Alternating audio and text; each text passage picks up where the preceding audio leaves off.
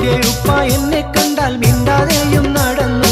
നിന്റെ ഉമ്മക്കെന്നെ പേരുത്തിഷ്ടമാണെന്നറിഞ്ഞു. നിന്നെയോർത്തെന്നുള്ളിൽ പ്രേമമലർ വിരിഞ്ഞു. കോളേജിൽ വന്നില്ലേ അതിനാൽ പാപ്പ എന്നെ